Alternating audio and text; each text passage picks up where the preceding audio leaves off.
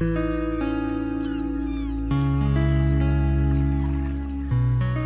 chemins de l'amour, le podcast qui te propose d'explorer l'amour sous toutes ses dimensions.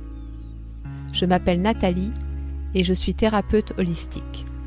Je t'accompagne dans les moments clés de ton existence et particulièrement ceux qui viennent te bousculer fortement. Ma mission ? Te partager des enseignements, des expériences qui sont autant de clés de compréhension et de reconnexion à l'amour inconditionnel qui vibre en toi. Et à travers cela, donner un vrai sens à ta vie et la kiffer même les jours off. Alors go, yalla pour la plus intense et la plus vibrante des expériences.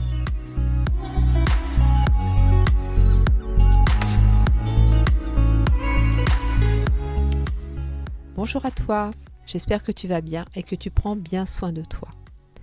Déjà, je tenais à te remercier pour l'accueil que tu fais à ce nouveau podcast.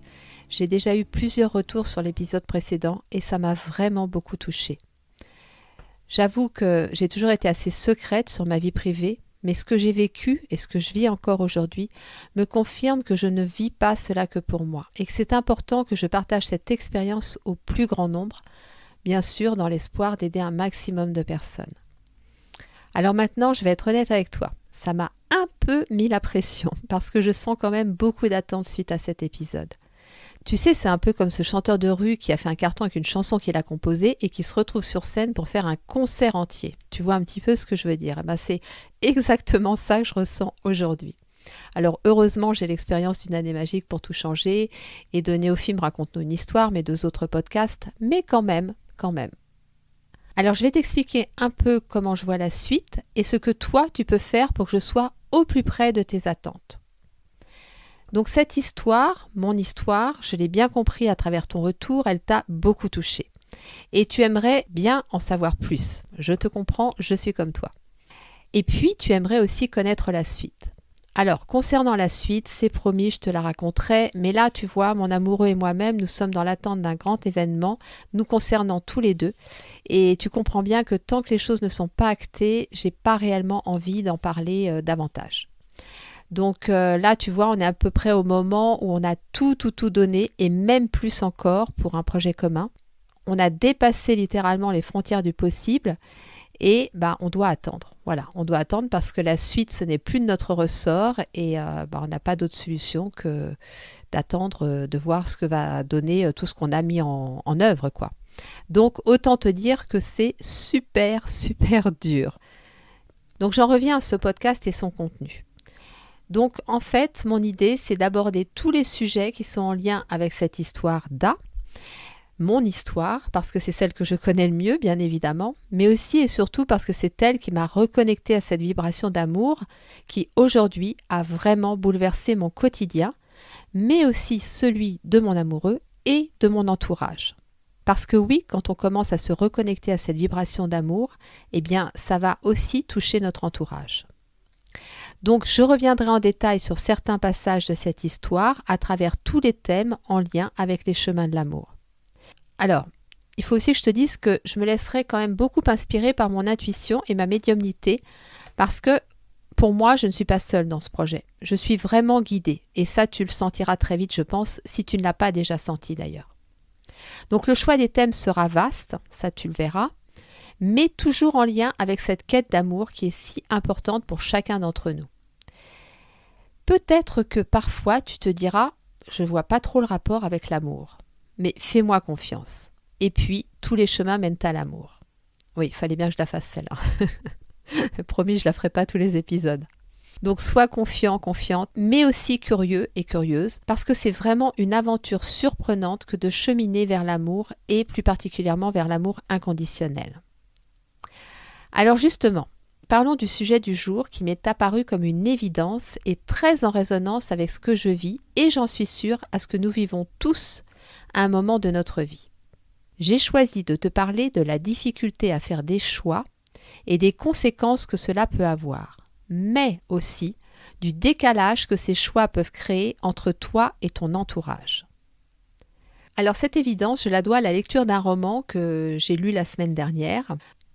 Alors je vais être honnête avec toi, c'est vrai que je lis très peu de romans et il faut vraiment que ce soit très bien écrit. Mais quand je trouve la perle, j'avoue que ça me permet quand même de lâcher momentanément le réel. Et franchement, en ce moment, ça fait pas de mal. Donc c'est vrai que ce que j'aime dans ce type de lecture, ce sont les messages puissants qui se cachent de ci, de là et qui sont, je trouve, de jolies piqûres de rappel.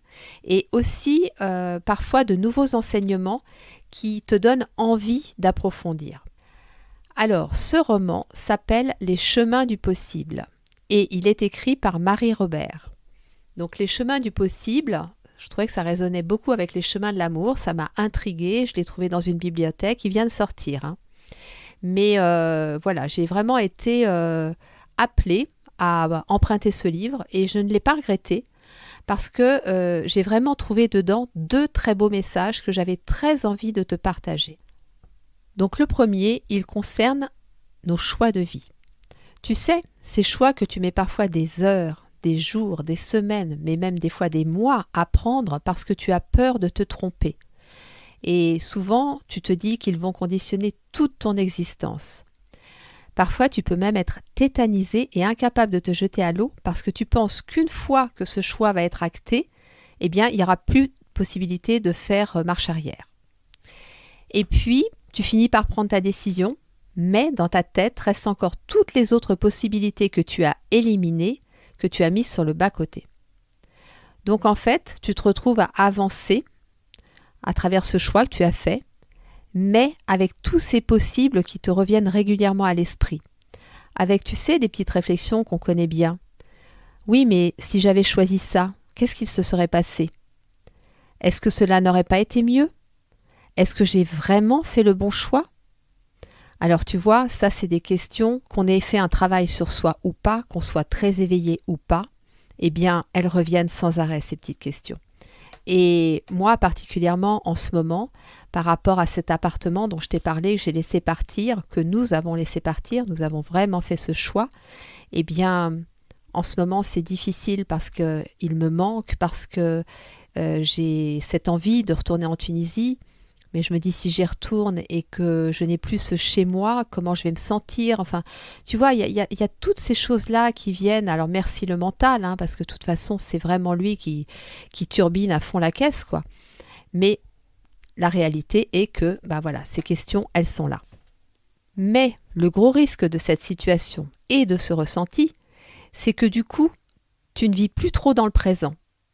Tu vis plusieurs possibles en même temps. C'est-à-dire que plutôt que de vivre à 100% le choix que tu as fait, eh bien en même temps dans ta tête, tu vis ces autres choix, donc à travers l'illusion de ce que ça aurait pu être, et du coup tu ne vis plus réellement dans le présent. Alors moi j'ai envie de te dire ce que je ressens là aujourd'hui, avec ce choix que j'ai fait, donc je te parle de l'appartement, et qui pourrait me faire douter et me détacher du présent. En fait, ce que je pense, sincèrement, du fond de mon cœur, c'est qu'il n'y a pas de mauvais choix. Il n'y a que des bons choix. Parce qu'au moment où tu l'as fait, c'était juste pour toi. Alors là, je t'entends me dire, oui, mais parfois, on nous force la main. Oui, c'est vrai, ça arrive. Et d'ailleurs, c'est ce qui nous est arrivé au moment de la rupture. On pourrait se dire que ce n'était pas un choix du cœur parce que clairement, si mon amoureux n'avait pas subi cette pression familiale, nous n'aurions pas fait ce choix. Et pourtant, aujourd'hui, je suis vraiment convaincue que nous avons fait ce choix avec le cœur et qu'à ce moment précis, notre cœur savait et comme il savait, il ne pouvait pas faire autrement. Alors, c'est un peu bizarre de te parler de ça maintenant parce que, en fait, effectivement, notre cœur savait que c'était ce choix-là qu'il fallait faire. Nous l'avons fait avec tous les sacrifices, entre guillemets, que ça a demandé et qui aujourd'hui sont encore douloureux. Mais nous ne savons pas encore précisément ce qui nous attend. Donc on est encore dans cet entre-deux. Et en fait, ce que je veux dire à travers ça, et ce que je ressens vraiment aujourd'hui, c'est que, comme je te l'ai dit dans l'épisode précédent où je te raconte notre histoire, nous étions à un moment où la façon dont nous vivions notre relation ne nous convenait plus. Mais nous n'arrivions pas non plus à définir une autre façon de la vivre. Et en fait, on se retranchait un petit peu derrière ce Covid et toutes les contraintes que ça imposait, parce qu'on n'arrivait pas à trouver la bonne décision. On se sentait coincé à travers ces injonctions du Covid. Mais en fait, je pense que c'était une fausse idée. c'est que nous-mêmes, nous n'arrivions pas à trouver d'issue à la façon dont on voulait la vivre réellement. Donc cette rupture, elle a été un vrai électrochoc qui nous a amenés à faire d'autres choix que nous n'aurions peut-être jamais pu faire autrement. Donc pour moi, aujourd'hui, je le dis, c'était le bon choix. Je vais d'ailleurs te donner un autre exemple pour que tu comprennes bien comment je perçois les choses. En 1994, je vivais seule avec ma fille. Je n'avais pas encore mes 2 autres enfants, j'étais infirmière libérale et mes revenus n'étaient plus suffisants. Donc j'ai fait le choix de travailler en tant que salariée dans un établissement hospitalier. Et ce qui s'est passé, c'est qu'au bout de 24 heures, j'ai compris que ce n'était pas de cette façon que je voulais exercer mon métier d'infirmière. En fait, il y avait une telle pression dans le service, c'était un service de réa cardiaque, et il y avait une telle pression que nous n'avions même pas le temps de rester au chevet du patient. On était des vraies machines de guerre, il fallait faire le tour des médicaments en 10 minutes, il fallait faire le tour des prises de tension en 5 minutes, enfin c'était vraiment, ça ne me correspondait pas du tout, quoi. Donc j'ai quitté ce poste au bout de 24 heures pour revenir à l'exercice libéral et faire quelques remplacements en plus qui du coup m'ont permis d'augmenter mes revenus. Donc était-ce un mauvais choix ? Eh bien moi je dis non. Et pourquoi ? Parce que en fait j'étais à un moment de ma carrière professionnelle où je ressentais de la lassitude et j'avais besoin de quelque chose pour me recentrer sur ce qui était vraiment important pour moi. J'avais l'impression en fait que c'était cet exercice libéral qui me convenait plus. Je trouvais mes journées toutes ternes les unes derrière les autres. Et en fait le fait d'être passée dans un contexte totalement différent à travers ce choix, eh bien ça m'a permis de comprendre que oui, mes journées étaient peut-être ternes, mais j'avais peut-être d'autres façons de remettre un petit peu de joie dans cet exercice libéral pour pouvoir l'exercer de manière déjà rentable, parce que c'était quand même un des objectifs, et puis d'y retrouver du plaisir. Donc tout ça prouve bien que ce choix, c'était bien le bon.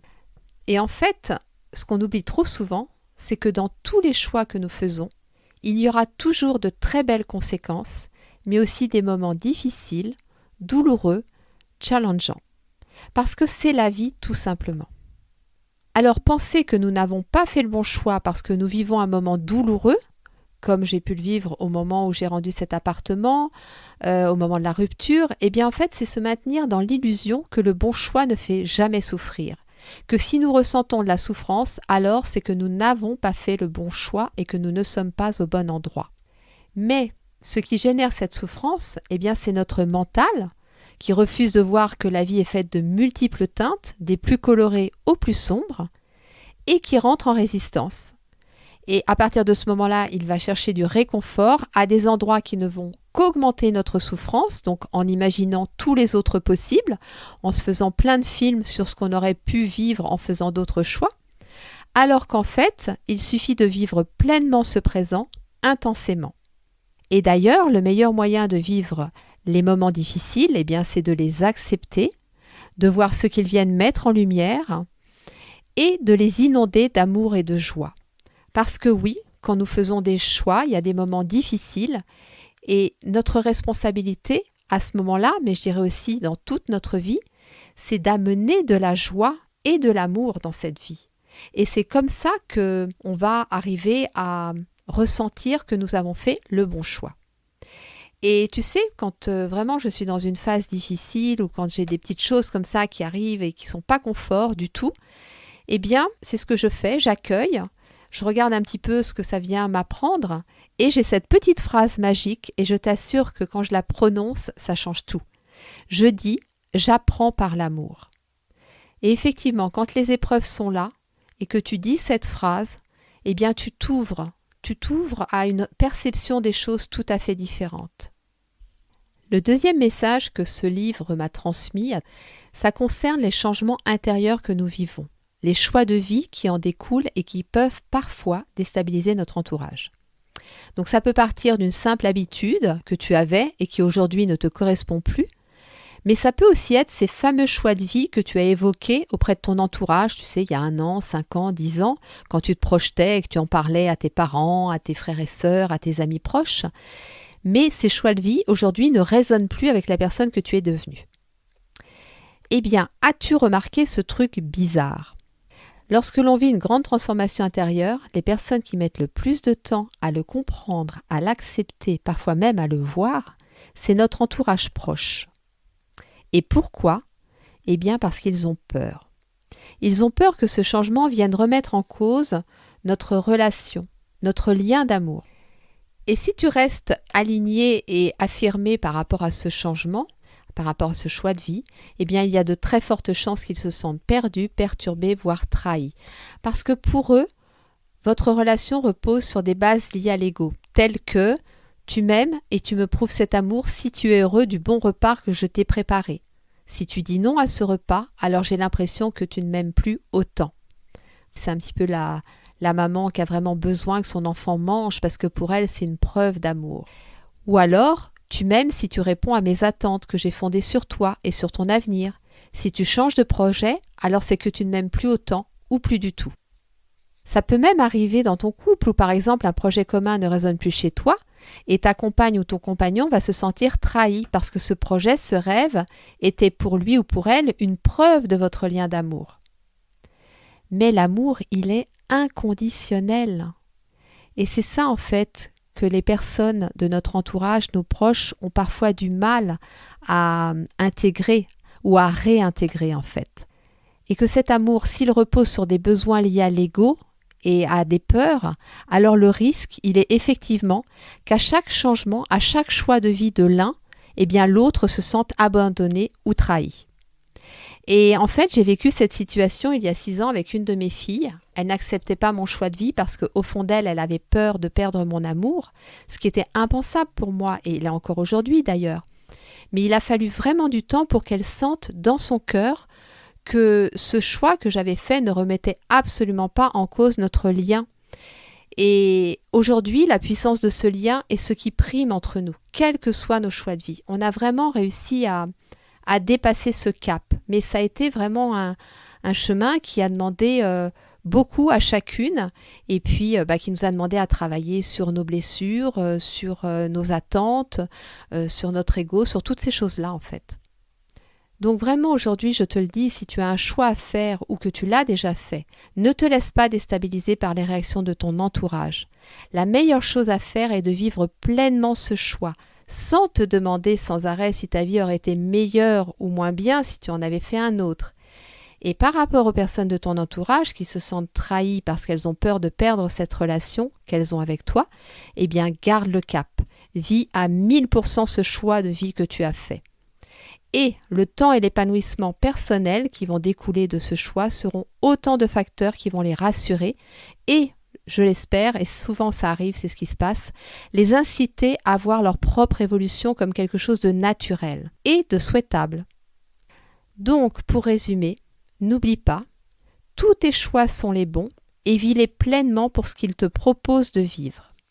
Et quand il y a des moments difficiles, voire douloureux, la petite phrase magique, j'apprends par l'amour. J'espère que ce partage te permettra de faire des choix éclairés, en conscience et avec confiance. Si tu as aimé cet épisode, n'hésite pas à le partager autour de toi, ainsi qu'à lui laisser une note ou un petit commentaire sur Spotify et Apple Podcast. Si tu as envie d'échanger avec moi, tu peux le faire via mes réseaux sociaux ou par mail, nathalie.neofim@gmail.com. Et pour finir, tu peux avoir plein de contenus bonus grâce à notre newsletter si tu t'inscris sur notre site pour la recevoir. Donc tu vas sur le site neofim.com, l'onglet newsletter, tu t'inscris et tu recevras la prochaine newsletter. On se retrouve dans 15 jours pour un nouvel épisode. Je te souhaite une très belle journée, pleine de douceur et d'amour. Et surtout, n'oublie pas de prendre soin de toi.